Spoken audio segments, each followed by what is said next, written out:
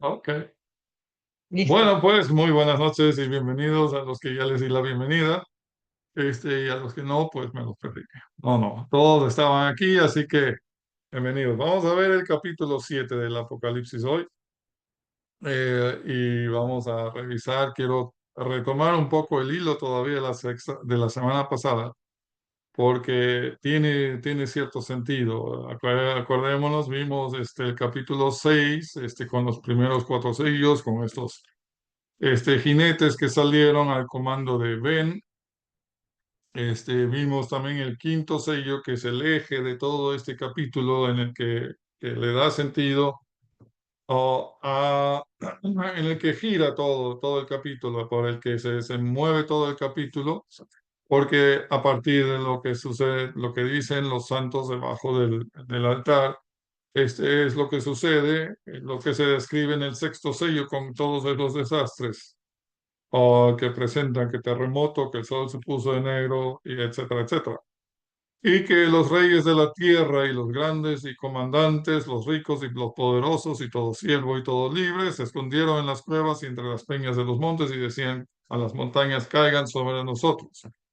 Y vimos al final que en el capítulo ¿cuál era? 20, 19, 20, precisamente estos son castigados por el Señor en el juicio, en la guerra de Armagedón, que mueren allí.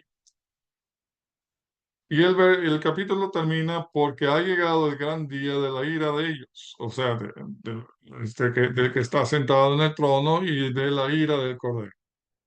Ha llegado pues el gran día de de la ira de ellos y quién podrá sostenerse, dice aquí la Biblia de las Américas, o también dice literalmente, pues, quién puede mantenerse en pie. Y de ahí viene el capítulo 7. Um, y yo recomendaría que ahora en sus mentes, dejen nomás allí, pero en sus mentes eliminen el capítulo, el número 7, porque la pregunta en sí es. Aquí vemos en el sexto sello y lo que sucedía pues con los impíos, con los que perseguían a los creyentes y los que les hacían tanto daño a los creyentes, que lo que sucedía con ellos pues, es lo que era prácticamente el juicio de Dios contra los impíos. La pregunta surge, obviamente, ¿qué hay con los creyentes? Bueno, ya en el quinto sello vimos que están debajo del trono, del altar, pero esos son los que habían sido muertos a causa de la palabra de Dios. ¿Y qué hay con los demás? Porque también están quizás en la tierra. Pues esta pregunta se soluciona a continuación, en lo que sería para mi manera de ver la siguiente parte del sexto sello. No hemos cambiado. Algunos ven en esto como una injerción que no tiene nada que ver con con los sellos, y que el orden de las cosas, de algunos textos en el Apocalipsis no es exactamente el mismo. Bueno, este texto de aquí responde a la pregunta, ¿y quién podrá mantenerse en pie? Ahora, aunque no lo crean, aunque sea una pequeña pregunta, aún aquí, Juan hace una alusión o cita a dos textos del Antiguo Testamento. Y eso quisiera ver con ustedes. Uno, porque es tan delicioso que realmente quisiera leerlo con ustedes. Es Nahum, uno de los profetas menores. Oseas, Joel, Amós, Miqueas, Nahum. Después de Miqueas viene Nahum. Es un libro muy corto, tiene, que dice aquí, 3 capítulos, así que fácilmente se lo puede saltar. Pero Nahum 1:6 dice, en presencia de su indignación, o sea, de la indignación de Dios, ese es el contexto. La ira de Dios contra Nínive, así titula el capítulo, la editorial. En presencia de su indignación, ¿quién resistirá? ¿Quién se mantendrá en pie ante el ardor de su ira? su furor se derrama como fuego y las rocas se despedazan ante él. Ideal, ideal.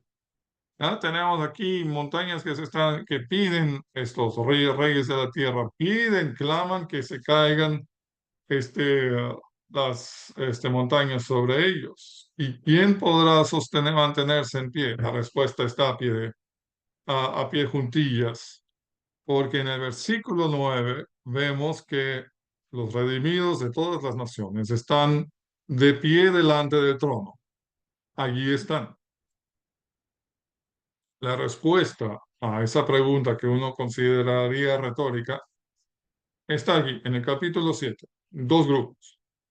Y voy a empezar a leer el texto porque hay un montón de cosas que ver, un montón de detalles también. Voy a leer la primera parte de los 144,000 sellados, que también es muy conocida. Después de esto, vi a cuatro ángeles de pie en los cuatro extremos de la tierra, deteniendo los cuatro vientos de la tierra, para que no soplara viento alguno, ni sobre la tierra, ni sobre el mar, ni sobre ningún árbol. Y vi a otro ángel que subía de donde sale el sol, que tenía el sello del Dios vivo, y gritó a gran voz a los cuatro ángeles a quienes se les había concedido hacer daño a la tierra y al mar, diciendo: no hagáis daño ni a la tierra, ni al mar, ni a los árboles, hasta que hayamos puesto un sello en la frente a los siervos de nuestro Dios. Y oí el número de los que fueron sellados: 144,000 sellados de todas las tribus de los hijos de Israel.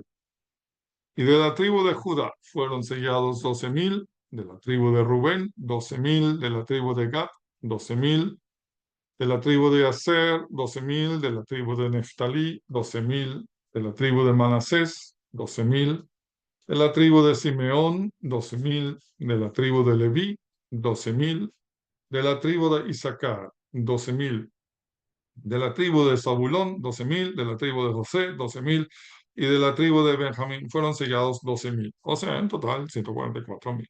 Bueno, vamos por partes. Um,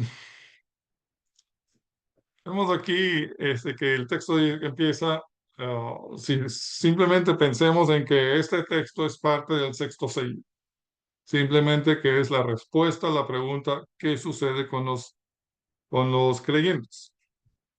Pues después de esto vi a cuatro ángeles de pie en los cuatro extremos de la tierra. Estos cuatro extremos o cuatro, en las cuatro esquinas, literalmente es eso.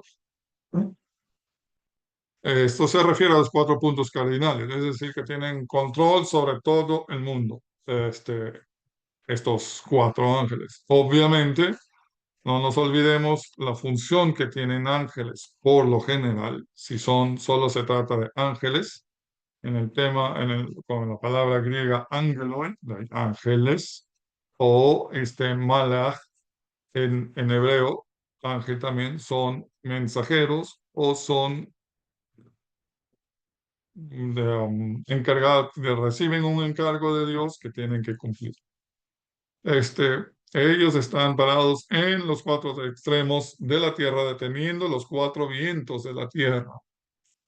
Esto indica es la soberanía del mundo, sobre el mundo entero, que tienen estos ángeles, que tienen control incluso sobre los vientos de la tierra.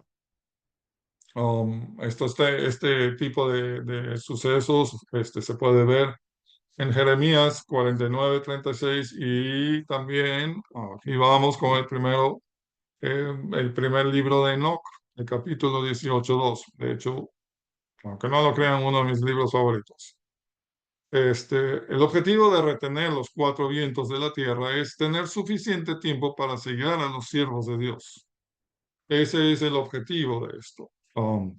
Nada más, no es cuestión de crear algún tipo de problemas, algún tipo de dificultades o persecuciones a los impíos, por supuesto, sino Pero se da silencio. tan solo, el silencio viene después en el 8.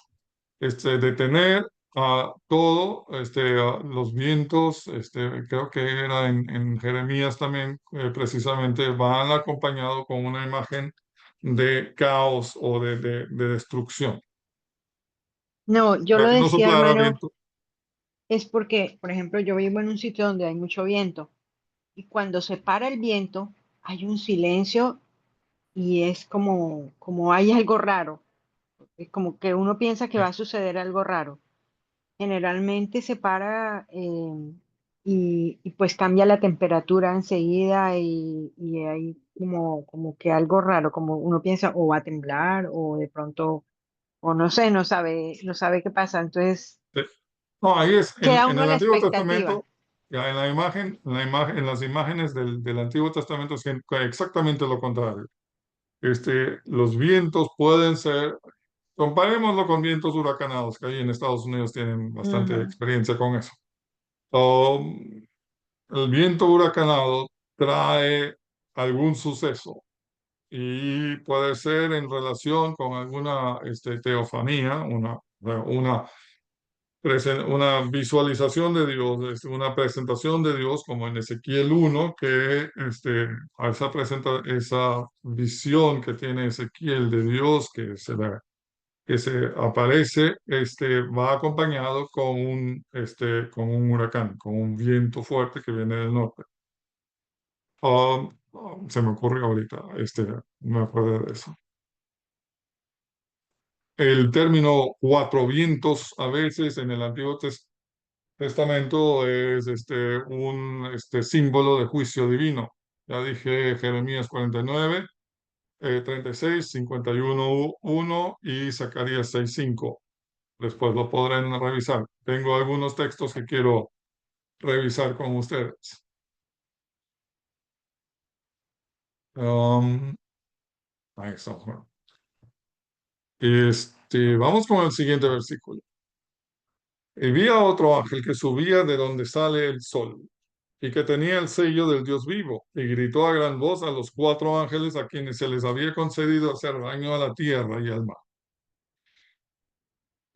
Bueno, ahí tenemos otro ángel que tiene un encargo de detener a los cuatro ángeles que ya vamos a ver de qué se trata. Otro ángel que subía de donde sale el sol. ¿Qué significará eso? Siempre estos detalles que pone Juan. En el Antiguo Testamento, bueno, el lugar de donde sale el sol es el oriente. Del oriente, ex oriente lux, dice en latín, del oriente viene la luz. De ahí viene el Mesías, de ahí se espera, los judíos esperan la venida de Cristo. Um, y pues respectivamente viene de donde viene el Mesías o viene de donde viene el bien. O sea, este ángel no viene con malas intenciones, todo lo contrario, viene con buenas intenciones. Tenía el sello del Dios vivo, eso ya mismo vamos a verlo con mayor detalle. Y toda voz, a gran voz, a los cuatro ángeles a quienes se les había concedido hacer daño a la tierra y al mar. Aquí se trata, obviamente, la identificación de los cuatro jinetes en el capítulo 6. Como estamos todavía prácticamente en el mismo suceso de los sellos que se están abriendo, hay que buscar pues en este contexto. ¿No? Y esos son los cuatro ángeles o los cuatro jinetes que están saliendo del cielo a hacer daño en la tierra. Vemos aquí la identificación de estos jinetes con ángeles, lo cual, acuérdense de lo que les presenté la semana pasada en cuanto a la dificultad que algunos tienen en cuanto a la identificación de, por ejemplo, del primer jinete, que los unos dicen que es Cristo y los otros dicen que es el anticristo y otros dicen ni lo uno ni lo otro. Ahora vemos por qué es más válido el argumento de ni lo uno ni lo otro, porque aquí se identifica con ángeles encargados de parte de Dios para realizar una misión, para entregar un mensaje. En este caso es una misión, diciendo Versículo 3: no hagáis daño ni a la tierra, ni al mar, ni a los árboles. Se repite ese modelo: tierra, mar y árboles, hasta que hayamos puesto un sello en la frente a los siervos de nuestro Señor. Ahora sí vamos al primer texto que quiero que leamos juntos y que quisiera que ustedes anotaran junto al versículo 3, anotaran una cita bíblica con lápiz, de ser posible. Anoten allí Ezequiel 9, 1 al 6. Y es el texto que vamos a leer. Claro, en las referencias, en las notas de referencia también dice, pero es más fácil cuando uno lo anota. Vamos a ver Ezequiel 9, que ese texto nos va a ayudar a entender mucho, porque este es el texto que utilizó Juan, en el cual, digamos, se inspiró para describir los detalles también de la visión que tuvo. Dije 9:1 al 6. Ezequiel 9:1 al 6.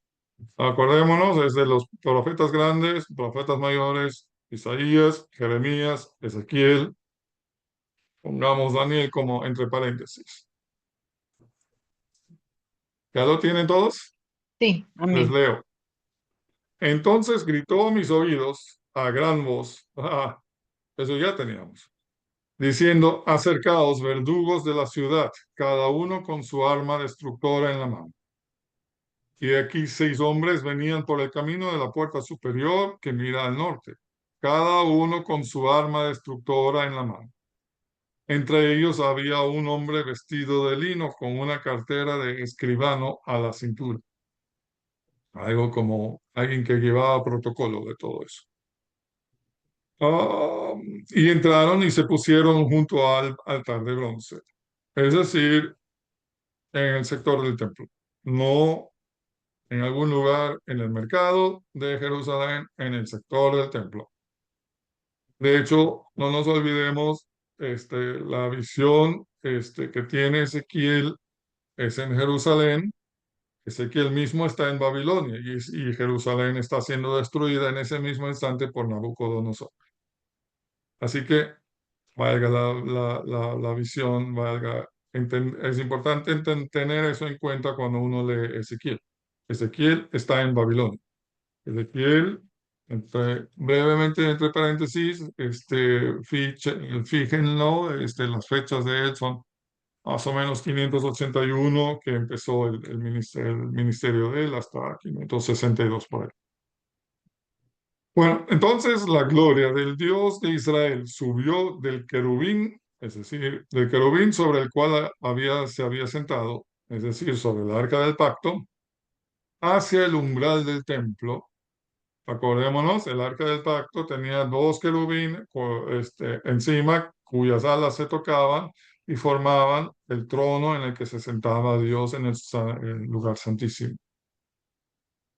Bien, se levantó la gloria de Dios hacia el umbral del templo y llamó al hombre vestido de lino que tenía la cartera de escribano a su cintura, es decir, el secretario que va a tomar nota.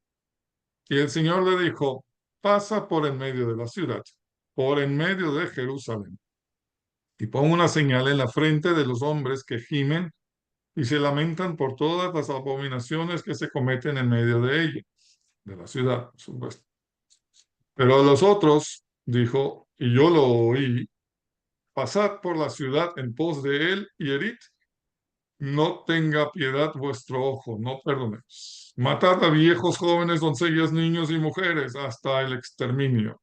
Pero no toquéis a ninguno sobre quien esté la señal. Comenzaréis por mi santuario. Comenzaron pues con los ancianos que estaban delante del templo. Y así sigue el texto diciendo: mataron a todos los que no tenían el sello. Aquí vemos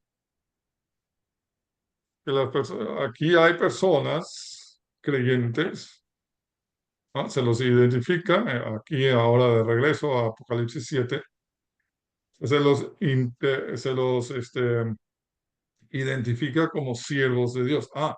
Se me olvidaba decirles, pongan, por favor, anoten en Ezequiel 9, acabé de caer en cuenta también, em, decía, ¿dónde está el norte? Acá. En el versículo 2 dice, y aquí 6 hombres venían por el camino de la puerta superior que mira al norte, es decir, que venían del norte. En el Antiguo Testamento, en muchos textos, claro, tenemos el punto cardinal del norte, pero en muchos textos del Antiguo Testamento, el norte tiene un cierto significado, una connotación negativa, mala, maligna. Este, Ujú, precisamente en Ezequiel, tenemos mucho más adelante, en el capítulo creo que 38, lo de Gog, que viene de Magog, de la región de Magog, una región que no se puede definir, que no se la ubica para nada, y queda en el norte, por ejemplo, como ejemplo. Otros sectores, otros textos, también en los Salmos, cuando se habla de que el mal viene del norte, la palabra norte significa, en hebreo es Safón. Conocemos el Baal Safón, precisamente con eso tiene que ver, porque Safón es el nombre de un monte, de una montaña, en lo que es Canaán, es decir, lo que es hoy en día Siria. Y de allí viene lo malo. De allí viene Baal. Allí ese es el monte santo, entre comillas. El monte santo de Baal. En algunos textos, como decíamos, hablaba yo en la introducción, en algunos textos en el Antiguo Testamento, al entender este tipo de trasfondos, y cuando se lee que Dios se sienta en el Safón, o sea, Yahvé se sienta en el Safón, es que es un texto polémico porque indica a los cananeos que el Dios de Israel, Yahvé, es más poderoso que Baal. Entonces, ese es el trasfondo. Pero por eso siempre cuando haya algo del norte, algo venga del norte, son, pueden ser fuerzas malignas. Sigo con el pequeño paréntesis. Si podemos ir un momentillo a Isaías. Isaías 14.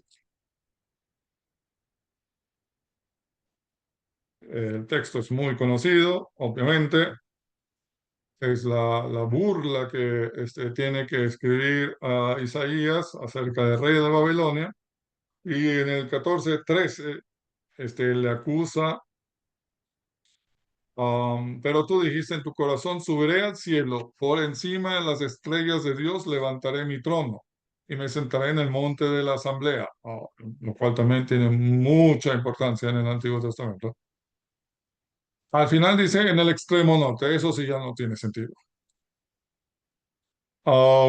Si cambiamos el texto conforme al texto hebreo y en vez de en el extremo norte, ponemos, subiré al cielo por encima de las estrellas de Dios, levantaré mi trono y me sentaré en el monte de la asamblea en los altos del Safón, en el monte Safón. Eso da sentido.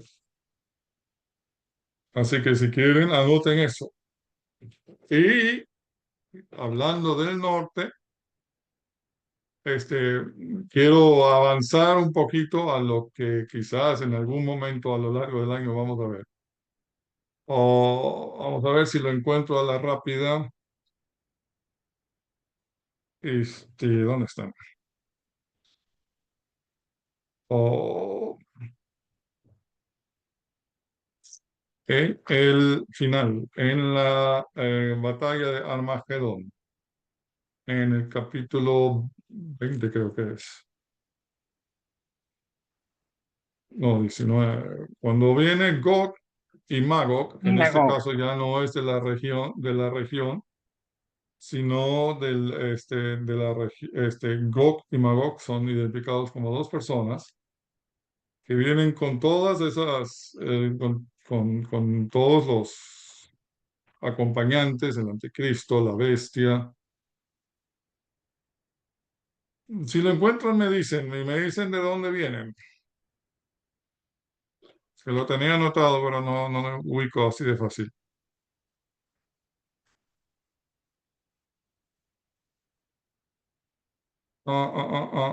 Ahí está.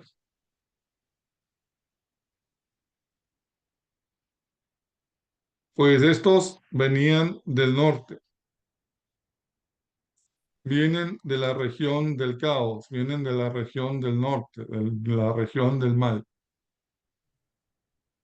O sea, vemos como esta tradición del norte, de donde viene el mal, sigue incluso en el Apocalipsis.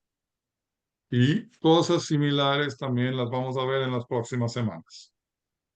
O al menos si yo doy la clase.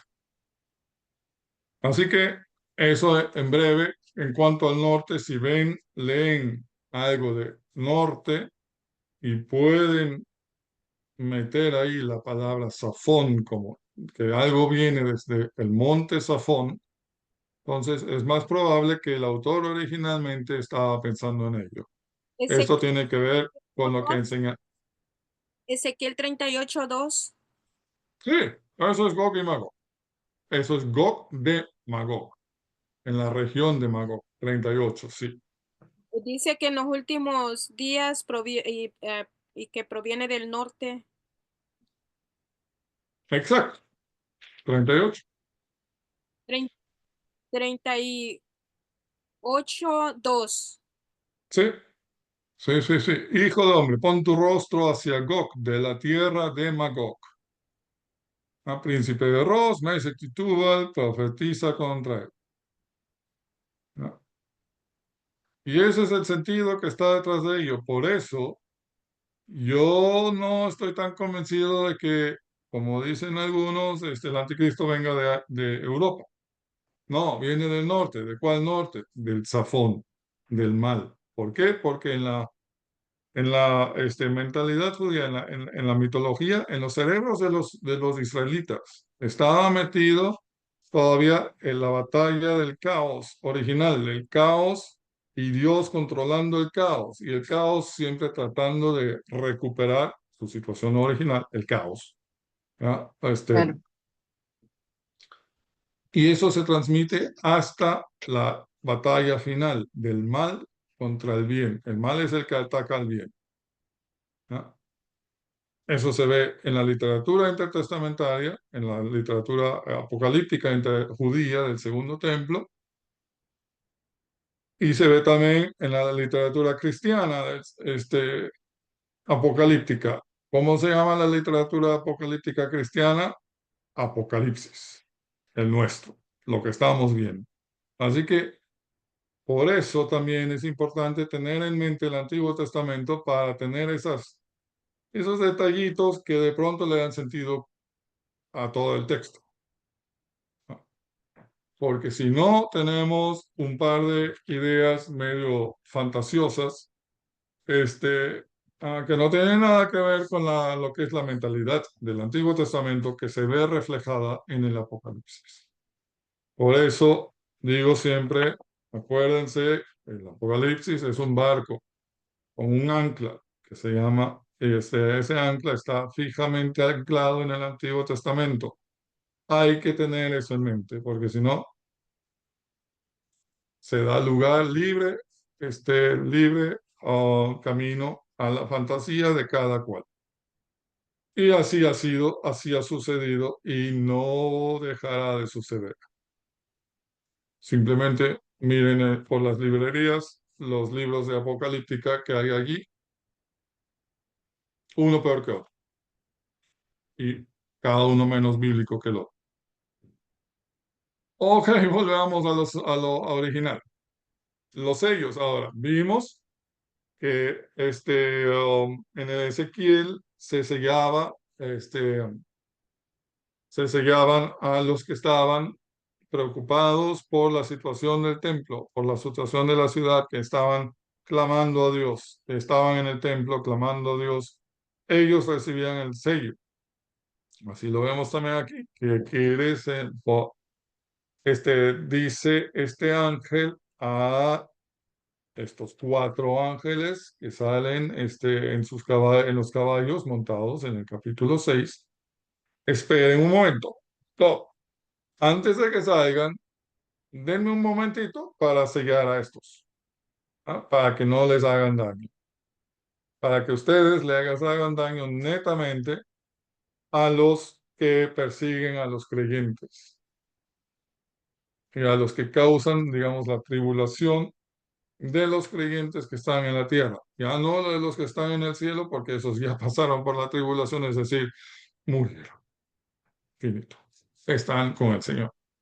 Así que el sello es de naturaleza espiritual para proteger a los creyentes contra los juicios que Dios ejerce contra los impíos a través de estos ángeles que ya vimos, que son los jinetes que ya vimos que son los ángeles. Ángeles igual jinetes y jinetes igual ángeles. Y también en la situación de la tribulación, de la dificultad, en la persecución que están sufriendo los creyentes, que este sello les ayude contra alguna apostasía o contra la pérdida de la fe. O sea, vuelve a jugar un rol muy importante lo que vimos en las promesas de las cartas a las iglesias. El que permaneciere en la fe, aunque signifique que muera, recibirá la corona de la vida, recibirá la promesa que vimos allí. O sea, esas promesas son importantísimas en el antiguo, en el Apocalipsis. Son centrales. Hay alusión, de cierta manera, en todo el texto. ¿Por qué? El Apocalipsis fue escrito ¿a quiénes? ¿A nosotros? No. Fue escrito a creyentes en el primer siglo que eran perseguidos y que recibieron estas promesas para que, aunque murieran, tuvieran la convicción de que estarían con el Señor. Que serían, por ejemplo, una columna en el templo, que Dios pondría su nombre sobre ellos, que recibirían la corona, reinarían con él, o reinarán con él, etcétera, etcétera. O sea, todas esas promesas son importantes porque son escritas para creyentes que estaban siendo perseguidos. Bueno, así que hasta que hayamos puesto un sello en la frente a los cielos de Dios. Y oí el número de los que fueron sellados, 144,000. No voy a volver a leer toda la lista, la tenemos delante de nosotros, pero sí, igual hay cosas importantes que revisar allí.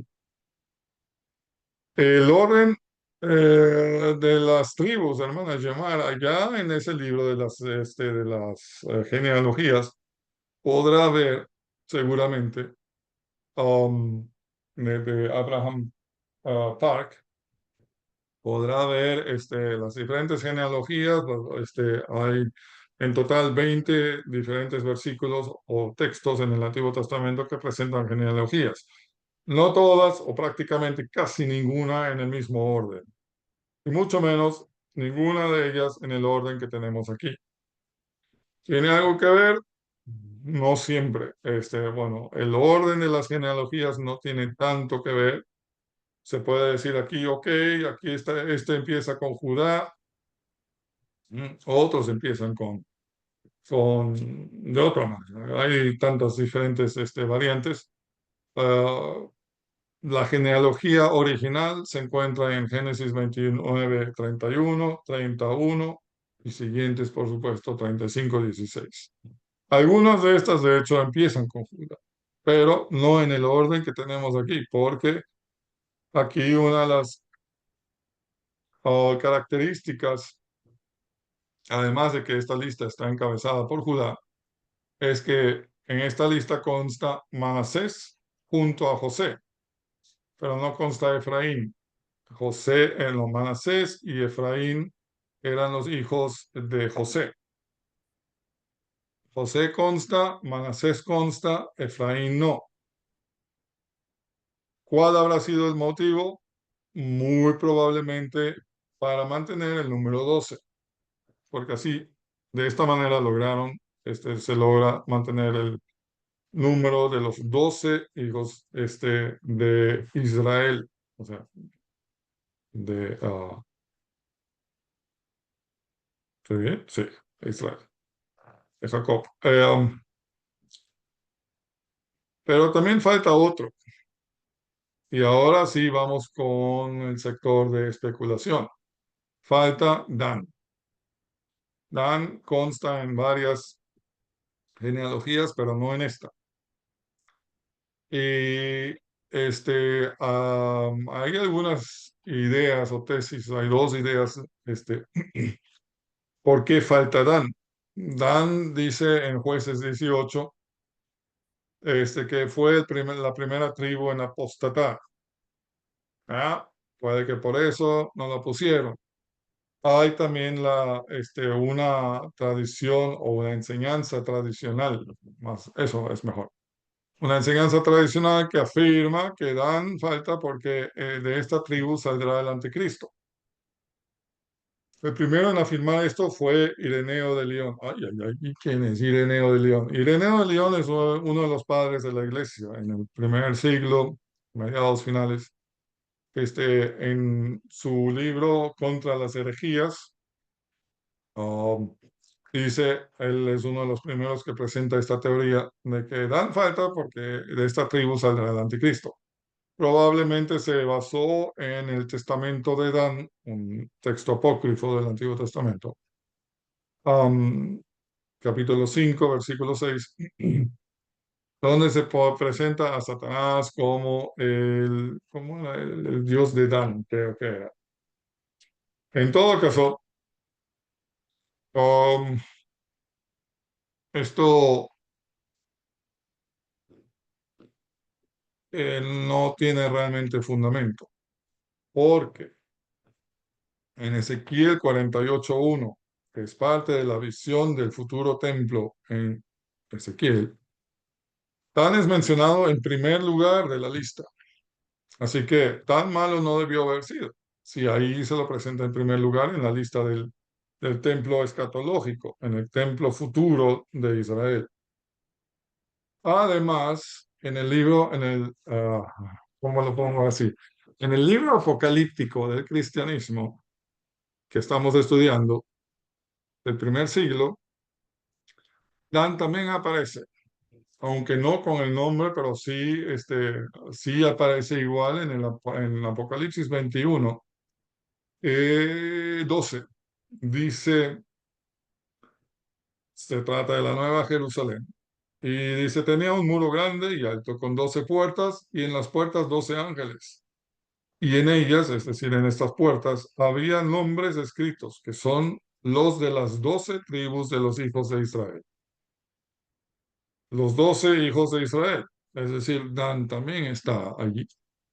Así que lo de la teoría de que Dan falta porque de él saldrá el anticristo no da, no es correcto. Además, no es correcto porque me parece que la enseñanza en el Apocalipsis, en cuanto al anticristo, dice que vendrá de los gentiles. Y Dan no es gentil, es precisamente hijo de Israel. Así que esa teoría no funciona. Por lo tanto, probablemente Juan omitió el nombre Dan para mantener el número de las 12 tribus. Y no hay base bíblica para afirmar que de Dan saldrá el anticristo. Tengamos eso en mente o anotado junto al texto, que Dan no es el origen del anticristo, porque de seguro en algún momento habrá un predicador, alguien que presente algún sermón acerca de los 12.000 y dirá, de Dan viene el anticristo. No hay pruebas. Dígale, pregúntenle, ¿cuáles son las pruebas? ¿En qué basa que de Dan viene el anticristo? No va a tener respuesta porque no hay respuesta a esa pregunta. Simplemente no es así, es de Roma. Ahora tenemos aquí a estos 144,000 y ahora sí vamos a lo interesante, la identificación. ¿Quiénes son? Existen personas que creen que el número 144,000 debe leerse literalmente, en primer lugar. Los primeros en mi lista son los testigos de Jehová. Ellos afirman que hay 144,000 fieles testigos, los así llamados ungidos, que estarán en el cielo, el resto se quedará en la nueva tierra. Bueno, vamos con el siguiente. Dispensacionalistas. Dispensacionalistas son algunos que creen que después del arrebatamiento, una enseñanza propia de ellos, estos 144,000 judíos mencionados aquí se convertirán al cristianismo y se convertirán en unos super evangelizadores. Hay como un Billy Graham en cada uno de estos 144, o sea, 144,000 Billy Grahams. Hal Lindsey es uno de ellos que afirma eso. Bueno, ok, también archivémoslo como absolutamente fantasioso. El texto mismo nos da la identificación acerca de, en primer lugar, quiénes son, de qué se trata. Vemos, obviamente, judíos. Son judíos. Hay 5 versículos que identifican que estos vienen de Israel, ¿no? De las tribus de Israel. Así que ya estamos con los judíos. Y el versículo 3 nos indica que son siervos de nuestro Dios, o sea, creyentes. Judíos que son creyentes en nuestro Dios, en el que siguen al Cordero, tal como lo muestra también el capítulo 14, que ya vamos a ver también las características allí, son judeo-cristianos. Es decir, los cristianos, los primeros cristianos eran judíos que seguían a Cristo, ¿no? Pablo era un judeo cristiano. Todos los que vemos en el libro de los Hechos, judeo-cristianos. Recién cuando Pablo sale de Israel o de Judea a presentar el Evangelio en Asia, en Grecia, después en Roma, ahí se habla de cristianos gentiles, pero hasta tanto la iglesia se componía de judeo-cristianos, de ahí la combinación judeo-cristianos.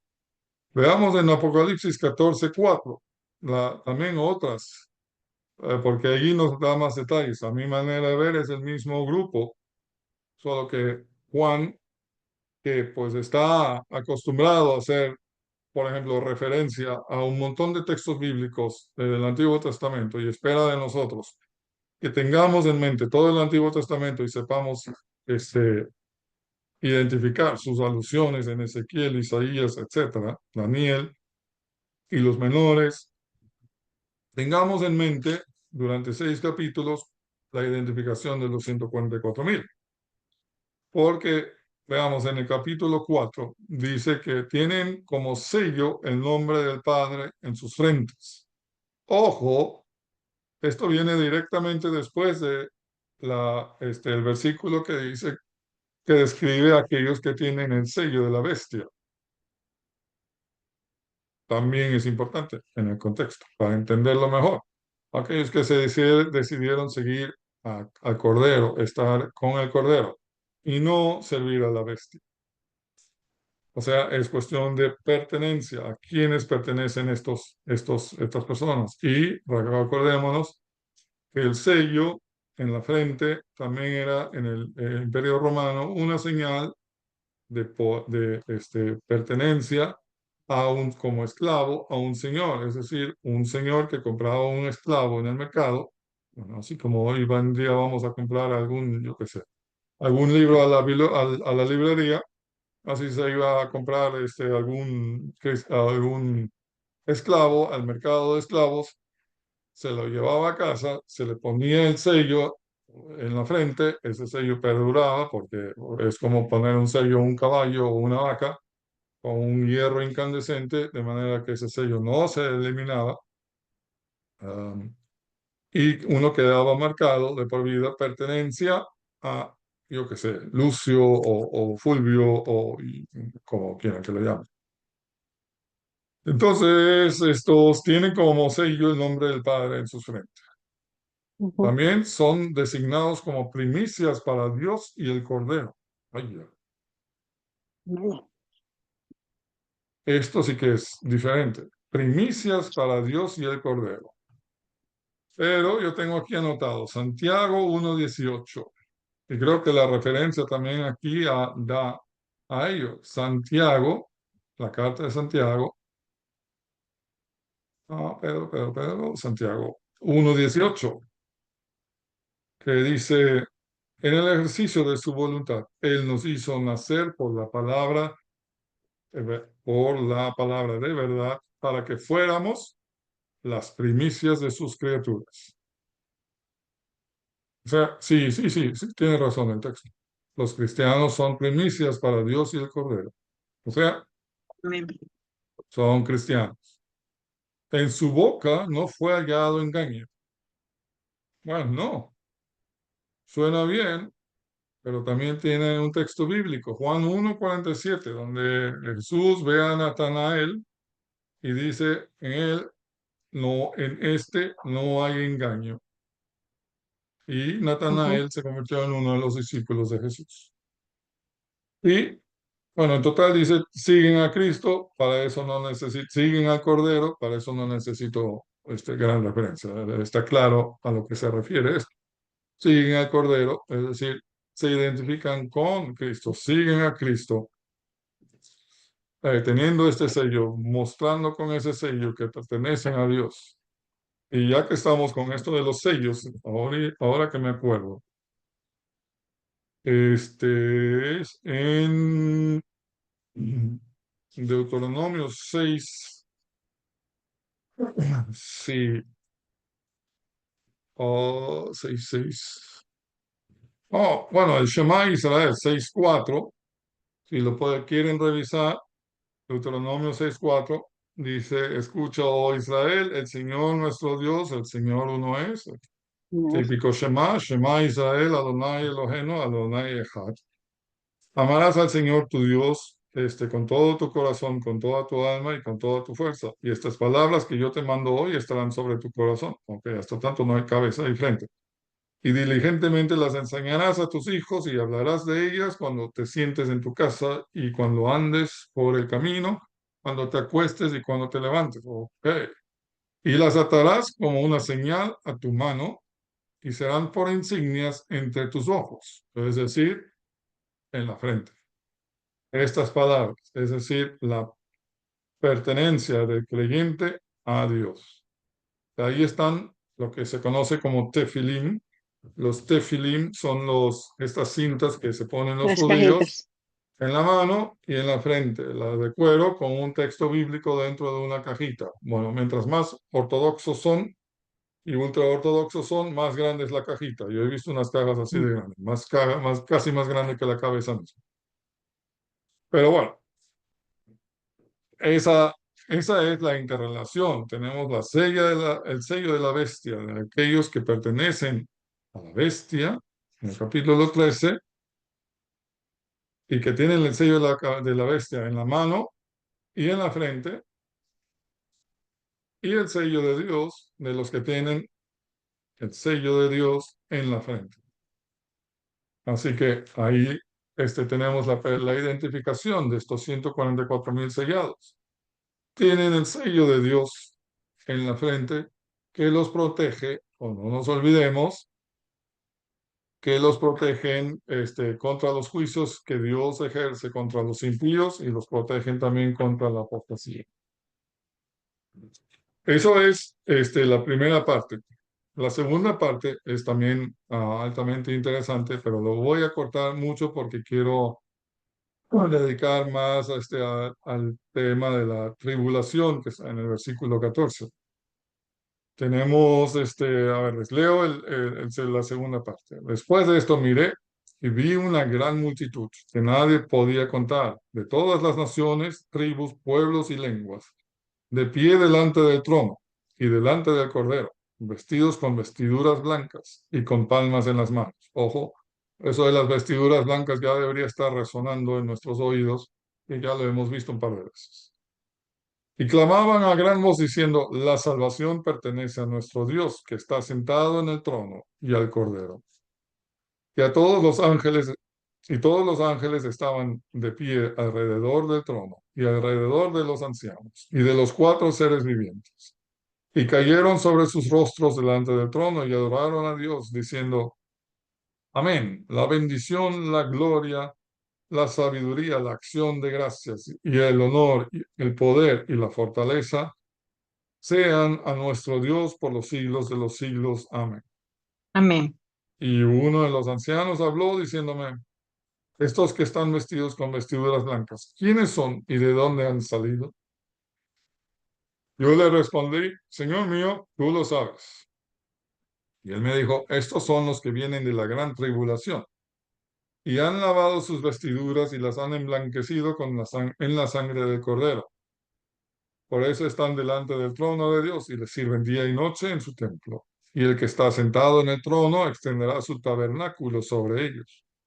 Ya no tendrán hambre ni sed, ni el sol los abatirá, ni calor alguno. Pues el Cordero en medio del trono los pastoreará y los guiará a manantiales de aguas de vida, y Dios enjugará toda lágrima de sus ojos. Independientemente de que esto es un texto muy esperanzador, especialmente recordemos que esto no es escrito a nosotros, sino a los creyentes del primer siglo, pues, que leían estos textos en las iglesias a las que se escribieron estas cartas, ¿ya? Tiatira, Pérgamo, Sardis, etcétera, etcétera, ¿ya? Que estaban siendo perseguidos, y aquí alguien les escribe, ya no habrá necesidad. Ya no tendrán hambre ni sed, ni el sol los habitará. El Cordero los pastoreará, los guiará a manantiales de vida, que pues obviamente cualquiera se imagina manantial de vida, un lugar pacífico, un lugar de paz, y Dios enjugará toda lágrima de sus ojos.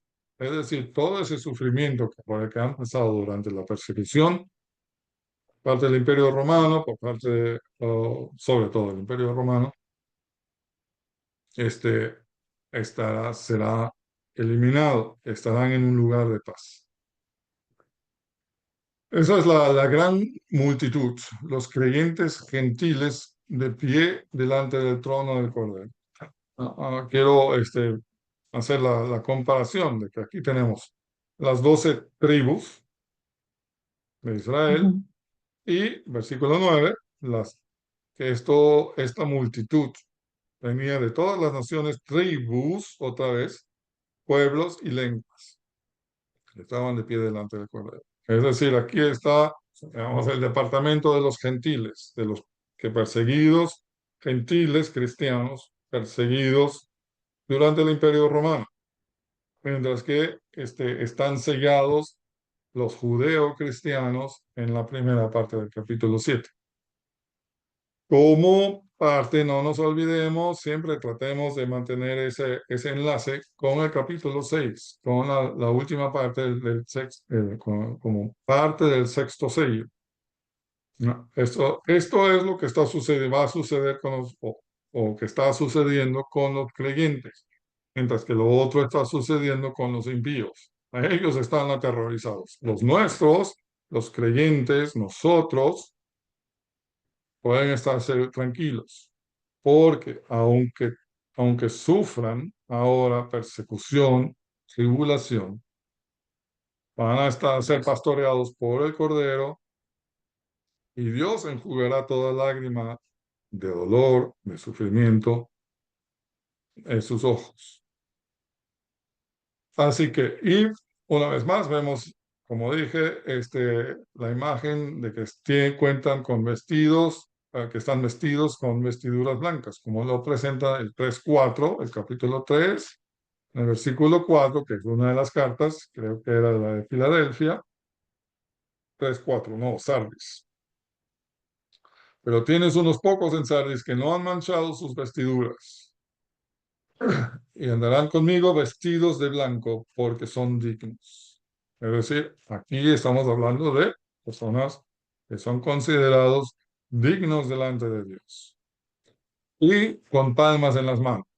Esto tiene que ver con este Levítico 23:40, que es la celebración del Shavuot, de las fiestas de los tabernáculos. Bueno, vamos ahora con algo un poco más difícil, que es el tema de la tribulación. Aquí dice el Ujú. versículo 14, este ángel, una vez más, bueno, en este caso uno de los ancianos, que es siempre en la literatura apocalíptica, tanto en la literatura apocalíptica judía, en el libro de Enoch, por ejemplo, u otros, que el Testamento de Moisés, libro de Jubileos, cuarto libro de Esdras, segundo Apocalipsis de Baruch, ahí ya está en el nombre mismo la cuestión. Los apocalípticos tienen por lo general un ángel intérprete, uno que le explica las cosas al, al vidente que no entiende las cosas, que necesita que alguien le explique a sus lectores, por supuesto, de qué se trata, quiénes son en este caso estas personas que están vestidos de blanco, este, delante, en este caso, delante del trono y no debajo del altar, pero casi lo mismo. Estos son los que vienen de la gran tribulación. Ahora, vamos, quiero, para terminar, hacer un pequeño estudio acerca de la palabra tribulación en la Biblia, en el Antiguo Testamento. ¿A qué se refiere? ¿Cuál es la idea que se maneja? Porque a menudo hemos escuchado o escuchamos y escucharemos sermones y estudios acerca, leeremos libros, artículos o lo que quieran. Estaremos recibiendo la información de que la tribulación es en el futuro y que la gran tribulación está por suceder y va a ser horrorosa y horrenda. Y más que eso. ¿Cuál es la posición de la Biblia? ¿Cuál es la posición del Antiguo Testamento? ¿Cómo se lo entiende? Se entiende la palabra tribulación en el Antiguo Testamento. ¿Cómo se entiende la palabra tribulación en el período intertestamentario? Por ende, como el Nuevo Testamento es escrito por judíos en el tiempo, al final del período intertestamentario, esas ideas que se manejan en el judaísmo son exactamente lo mismo. Ya vamos a ver. Hay estudios que presentan las características de la tribulación en el pensamiento judío durante el período del Segundo Templo. Ese es el término técnico. El período del Segundo Templo, también conocido como período intertestamentario.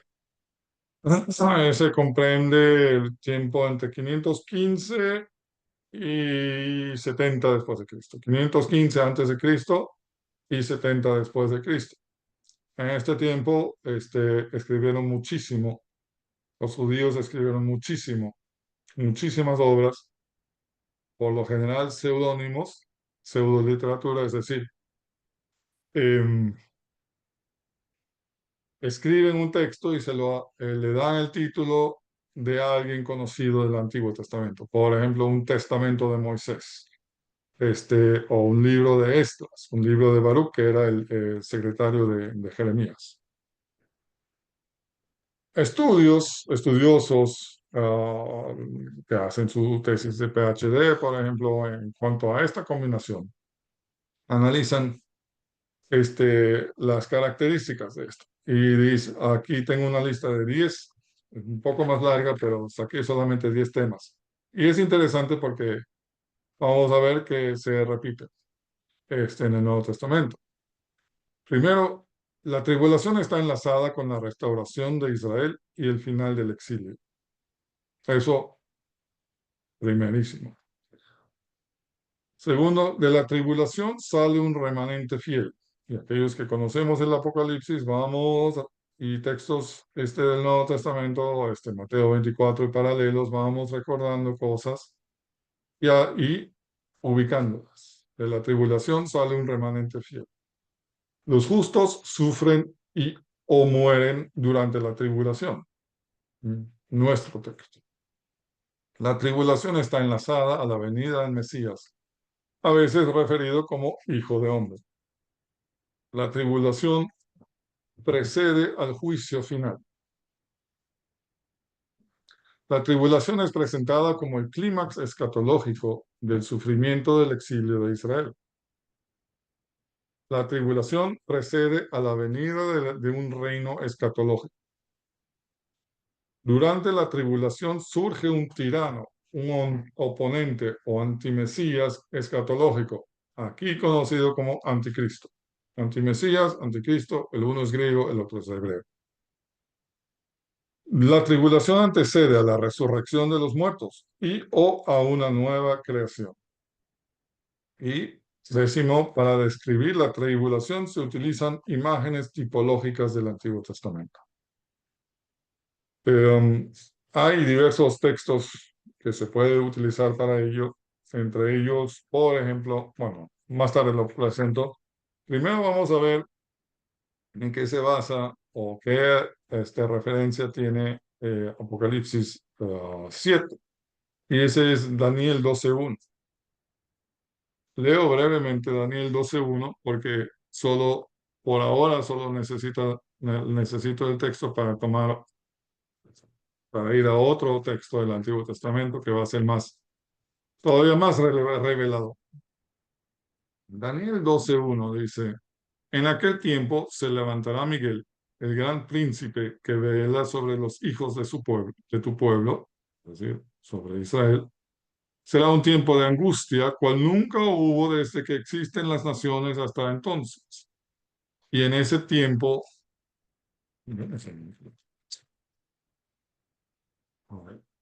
creo que estaba tapando mi micrófono, ahora debe estar mejor. Y en este tiempo tu pueblo será librado, todos los que se encuentran inscritos en el libro.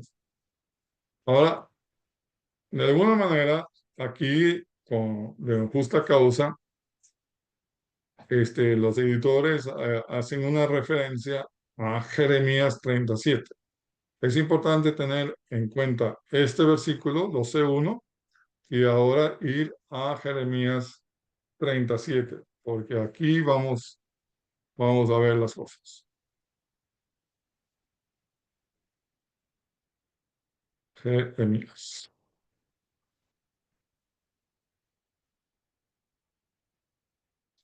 Leo, porque grande es aquel día, no hay otro semejante a él, es tiempo de angustia para Jacob, mas de ella será librado. Aquí tenemos lo que a menudo escuchamos, el tiempo de angustia de Jacob. Prácticamente cada capítulo de Jeremías trata acerca del exilio inminente de Judá por medio de Babilonia.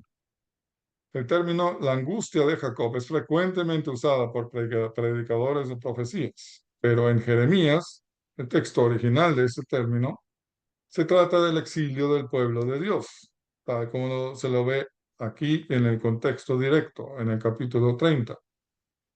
Es decir, la angustia de Jacob es el exilio, estar exiliado, ya no estar en la tierra santa, en el templo de Dios, sino estar fuera, exiliado.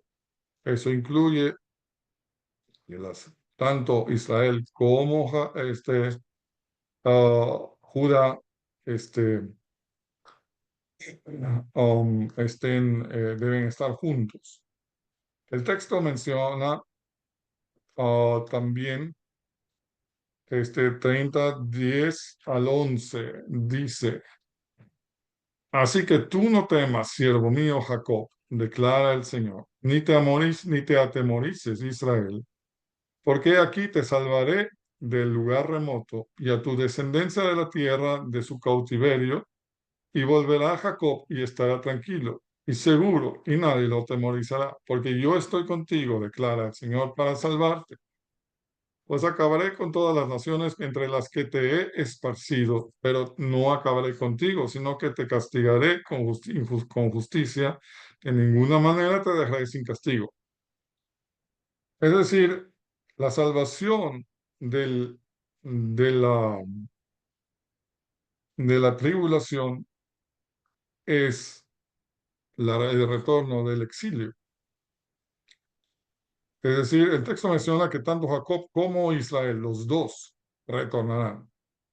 Y Dios acabará con las naciones en las que esparció a su pueblo. Tengamos en cuenta, Jacob e Israel tienen que retornar, en tanto que Jacob e Israel no estén juntos de regreso en Jerusalén, no habrá terminado el exilio. Y en tanto que no haya templo, tampoco habrá terminado el exilio. Así que son dos factores que son relevantes para finalizar el exilio. Y para finalizar, la tribulación. Es decir, como resumen, la tribulación está estrechamente ligada al exilio y a la esperanza de la liberación del exilio. El texto como tal habla de un tiempo de tribulación. En Daniel 12:1 también habla de un tiempo de tribulación tal como no se ha visto antes. También se lo menciona así en el primer libro de Macabeos, con exactamente el mismo texto. Pero hay esperanza. Vendrá Miguel. Miguel no es Jesús. Algunos lo afirman. Miguel solo cumple con un rol. El texto no es tan lejos del tiempo de Jesús. El libro de Daniel fue escrito 165 antes de Cristo y Jesús 27 después de Cristo empezó su ministerio. Así que la esperanza de los judíos era que el Mesías vendría para finalizar el exilio. Pero las 10 tribus de Israel todavía estaban en el exilio, estaban desaparecidas y todavía lo están, por lo que todavía se encontraban en la tribulación, en la angustia de Jacob. Además, aunque Judá pudo retornar a Jerusalén y existía el templo, todavía estaban bajo el reinado de los romanos y no bajo el reinado de Dios. Otro factor para afirmar que todavía están en el exilio y todavía están bajo en la tribulación.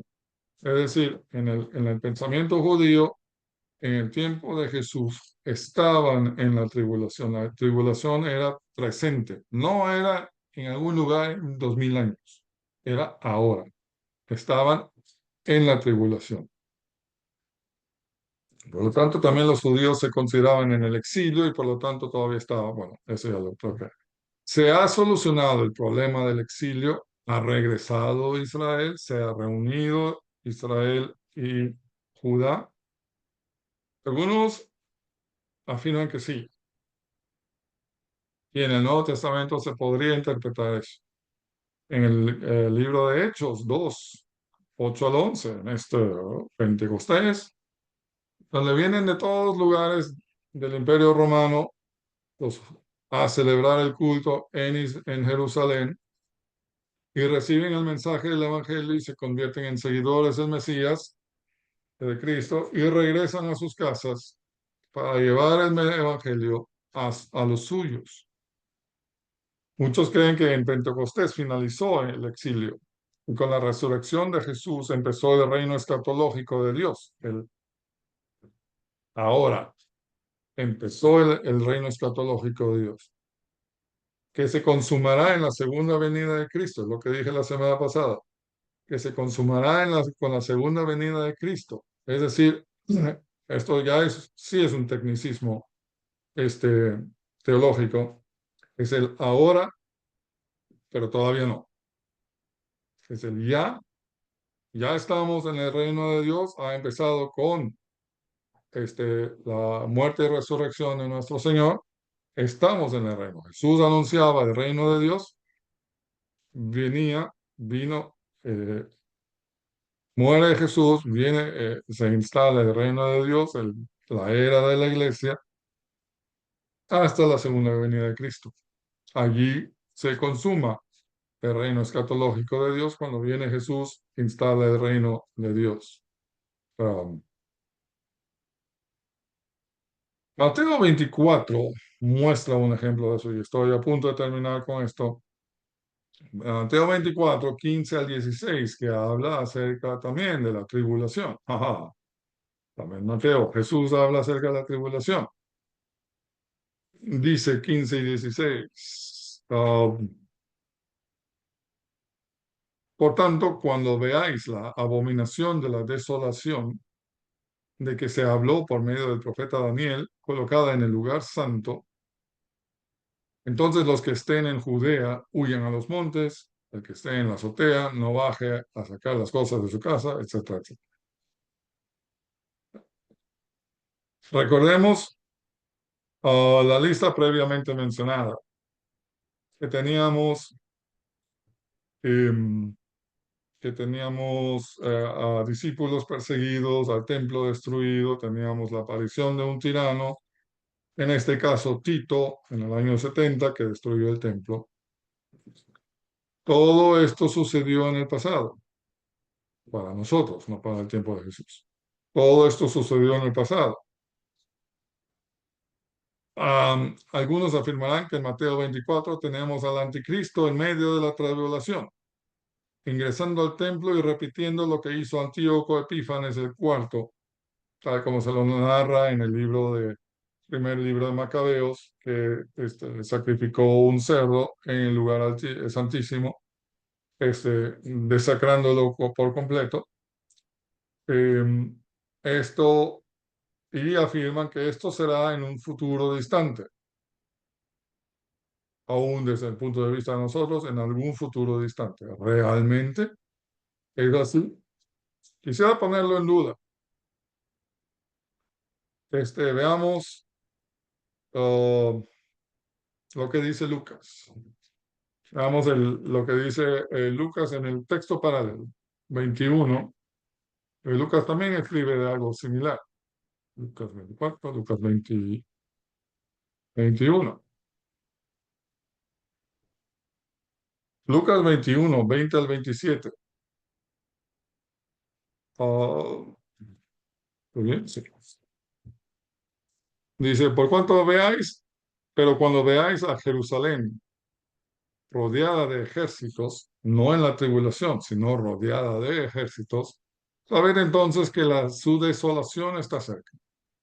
Entonces los que están en Judea huyan a los montes, y los que estén en medio de la ciudad, aléjense, y los que estén en los campos, no entren en ella, en la ciudad, porque estos son días de venganza para que se cumplan todas las cosas que están escritas, etcétera, etcétera.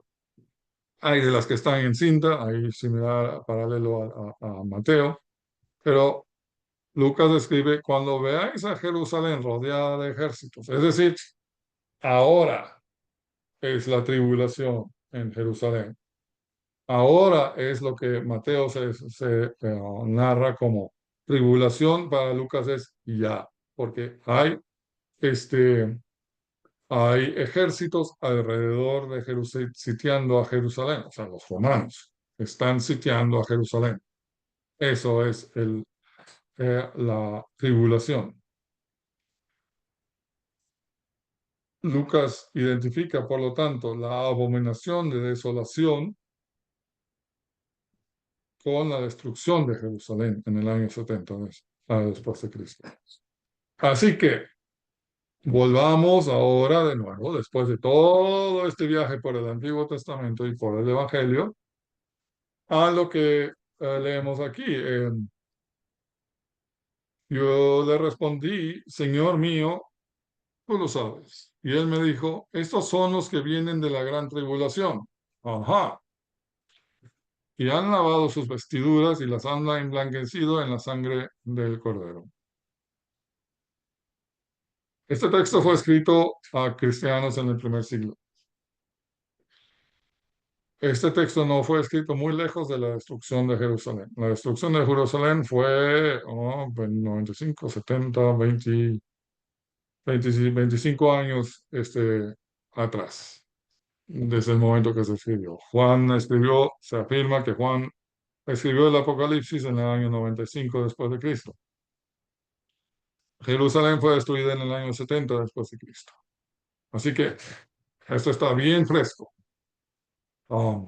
Estos son los creyentes que provienen de las persecuciones en el primer siglo, a finales del primer siglo.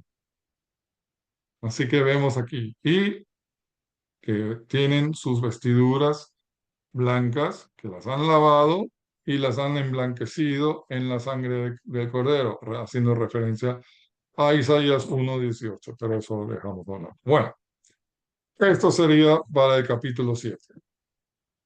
Habría terminado.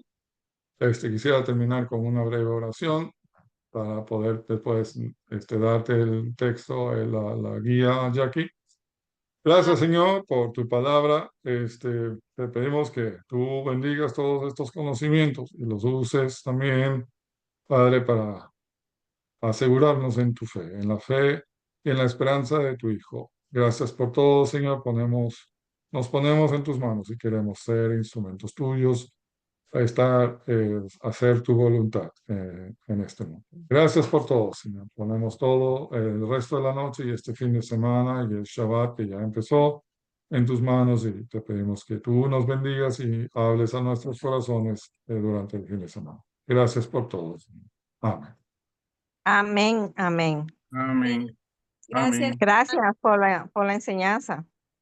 Sí, gracias, hermano Ivo. De nada, con todo gusto. Bueno, entonces ya estamos dando por terminada la reunión.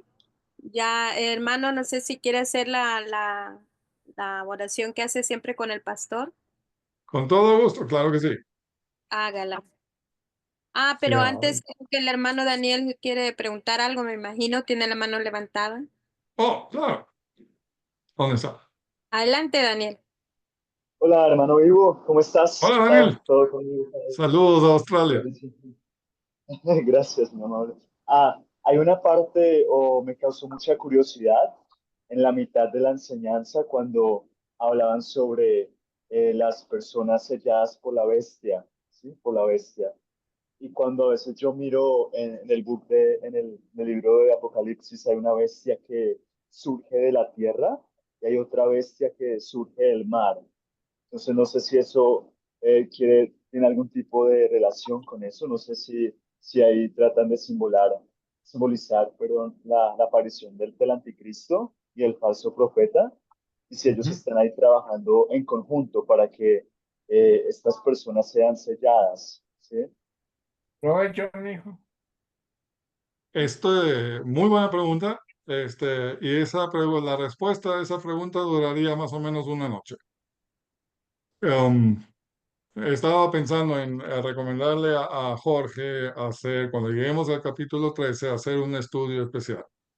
Antes de empezar siquiera con el capítulo, con el texto bíblico, porque hay un par de imágenes que se utilizan en ese texto cuyo estudio le dan sentido al texto.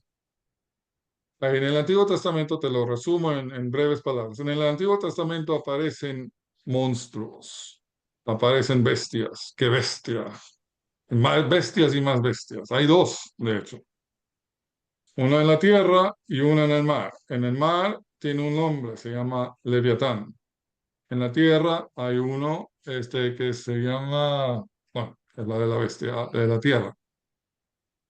Todo eso se desarrolla, va desde Génesis hasta Isaías 27. O sea, desde Génesis en la creación hasta la destrucción en Isaías 27. 27:1. Puedo leerles brevemente, déjenme encontrarlo rápidamente,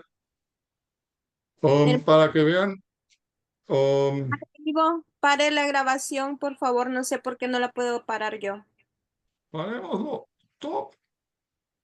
Vamos a ver si lo puedo hacer. Request, record. No, ahora debe funcionar. Mientras tanto, yo aprovecho. Mandé un pedido de que pares la grabación. Yo no Ok, tengo ok, luz, ok. pero igual la semana pasada yo hice también un error ahí. Um, Quiero leerles dos textos. Quiero leerte, Daniel, dos textos. El uno es el Salmo 104. El otro es Isaías 27. Uno. Empiezo, por supuesto, en el principio. Es decir, no con Isaías. Salmo 104, ¿dónde está?